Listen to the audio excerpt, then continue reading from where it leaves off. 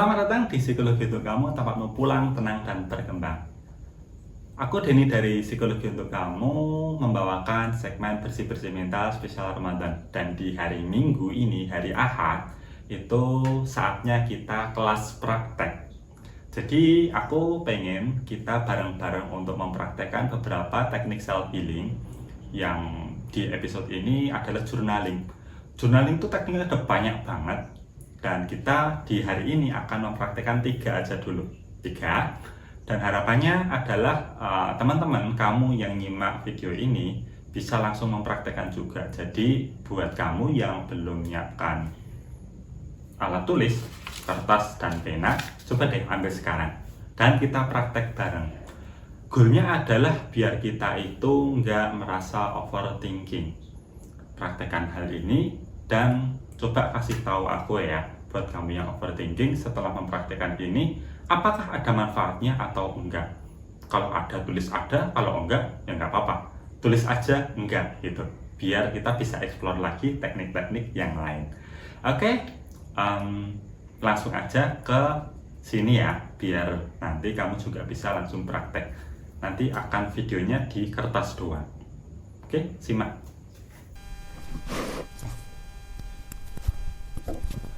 Oke, kita akan praktek untuk mencoba journaling anti overthinking. Nanti kita akan mempraktekkan 3 teman-teman, 3 teknik. Apa aja itu? Yang pertama adalah brain dump. Kemudian yang kedua, bentar. Oke, yang kedua adalah stoicism elimination. Yang ketiga adalah afirmasi. Oke, yang pertama brain dump. Jadi kita perlu menuangkan dulu apapun yang dipikirkan, apapun yang dirasakan, tuangkan aja dulu.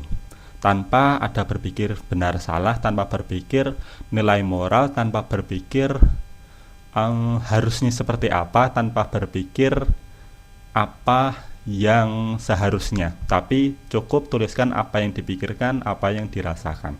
Misalkan tuliskan aja, aku sedih. Tuliskan aja, sebel banget. Kenapa dia nggak peka? Kenapa aku nggak berharga di matanya? Aku harus gimana?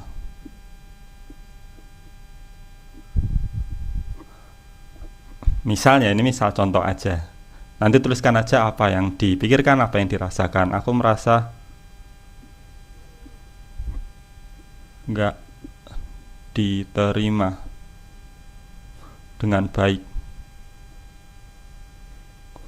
Aku sebel lagi.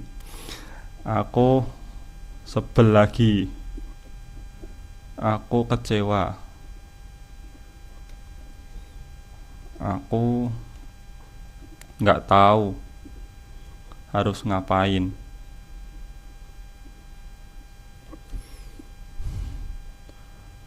Hatiku sakit.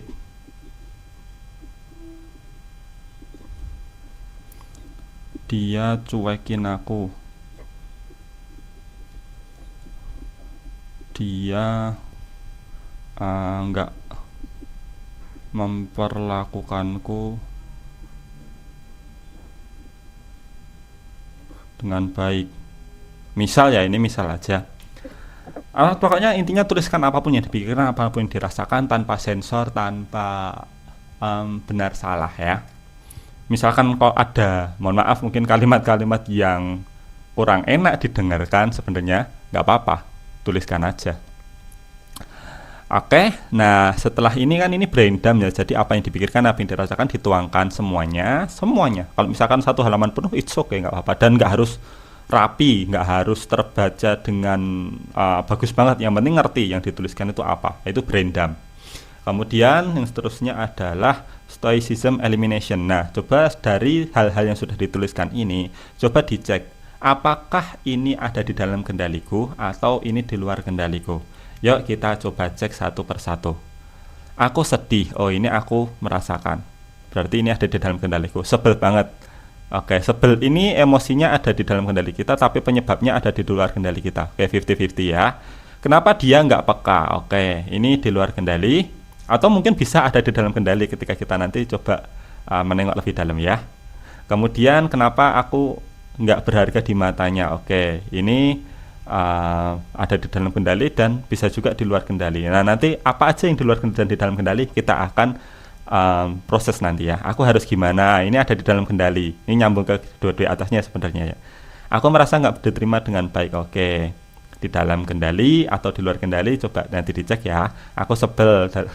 Ini emosi-emosi di dalam diri, ini dalam kendali, nggak tahu harus ngapain, ini di dalam kendali. Hatiku sakit dalam kendali, dia cuekin aku, itu di luar kendali.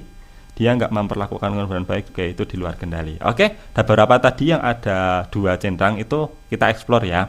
Apa yang ada di dalam kendali dan apa yang ada di luar kendali. Kenapa dia nggak peka? Perlakuan orang lain ke kita itu di luar kendali.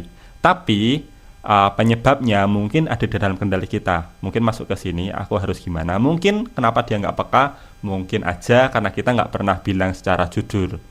Mungkin aja kita nggak pernah menyatakan sebenarnya aku tuh butuh ini dan itu kayak gitu.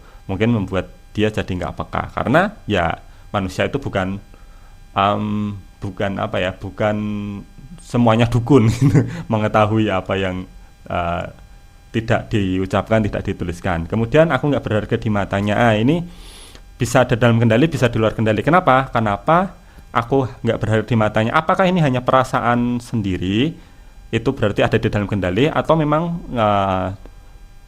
dia nggak menghargai kamu? Itu beneran di luar kendali. Nah, itu perlu dipisahkan ya. Pakai stoicism elimination. Nah, nanti setelah itu, oh berarti yang nggak ada di dalam kendali, coret aja dulu. Coret.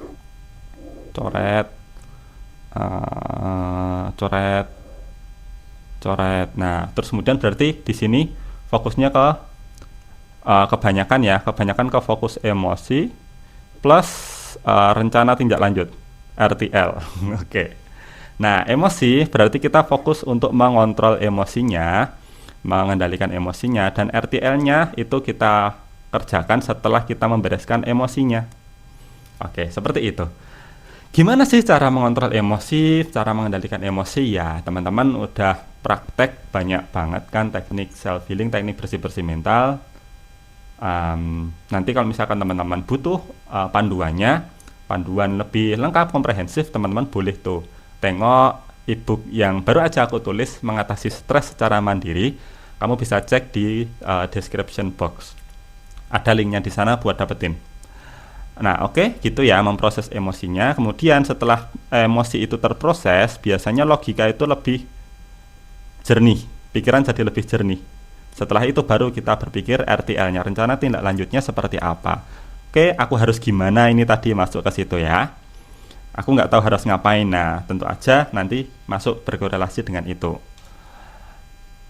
Biasanya di sini melibatkan proses belajar hal baru, kemudian menurunkan ekspektasi, kemudian menurunkan harapan gitu kepada orang lain, karena ya kita bisa mengendalikan apa yang di dalam kendali kita, tapi kita nggak bisa mengendalikan apa yang di luar kendali kita. Intinya stoicism kayak gitu.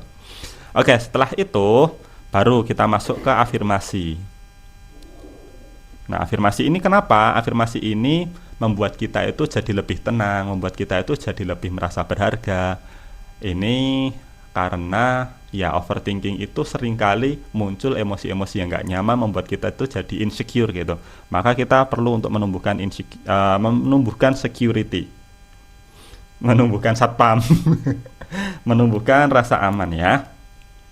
Oke, yang pertama mungkin aku merasa aman, tenang, kalem.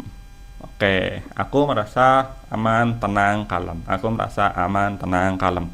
Diulang-ulang boleh bagus ya. Aku merasa aman, tenang, kalem. Diulang-ulang terus kayak gitu. Oh, ketika sudah mulai mendapatkan, oh aku merasa aman, tenang, kalem. Oke, aku tenang, aman, kalem. Aman, tenang, kalem. Oke, boleh untuk afirmasi yang lain. Aku berharga dengan apa yang aku punya. Oke, diulang-ulang ya. Aku berharga dengan apa yang aku punya. Aku berharga dengan apa yang aku punya. Sehingga ini nanti bisa menurunkan merasa nggak berharga, apalagi merasa nggak dihargai sama orang lain. Jadi tetap merasa berharga dengan apa yang aku punya, walaupun orang lain belum bisa menghargai itu. Oke, aku tetap bisa mengontrol diri. Aku tetap bisa mengontrol diri, aku tetap bisa mengontrol diri. Ditulis berulang-ulang, berulang-ulang kayak gitu. Kenapa? Berulang-ulang ini membuat kita jadi masuk nih ke pikiran bawah sadar, sehingga nanti bisa mempengaruhi emosi juga. Itu ya, aku bisa tetap mengontrol diri, mengontrol emosi, sehingga apapun yang dilakukan orang lain, emosi yang muncul itu wajar, manusiawi. Tapi apa perilaku yang muncul setelah itu adalah ada di dalam kontrol diri kita, kayak gitu. Oke, ini afirmasi diteruskan ya. Bisa kalau misalkan halaman kosong ini bisa diteruskan satu halaman penuh seperti itu. Oke, itu dulu untuk 3 teknik journaling anti overthinking. Semoga teman-teman bisa praktek ya, nggak cuma melihat nonton ini aja dan kemudian oke disimpan, kemudian menumpuk simpenan kontennya, simpanan tutorialnya. Harapannya teman-teman bersih-bersih mental ini di bulan Ramadan bisa tahu teori dikit, praktek, tahu teori dikit, praktek, tahu teori dikit, praktek. Sehingga nantinya setelah 1 bulan Ramadan ini teman-teman bisa merasa feel better dan merasakan lebih nyaman sama dirinya sendiri. Oke, jadi gimana? Setelah kamu praktek ini, apakah ada sesuatu insight baru? Apakah ada feel baru? Atau merasa biasa aja, merasa nggak works? Boleh tulis di kolom komentar ya. Karena self-healing itu juga cocok-cocokan. Oke, sampai bertemu di video berikutnya. Cheers and see you next.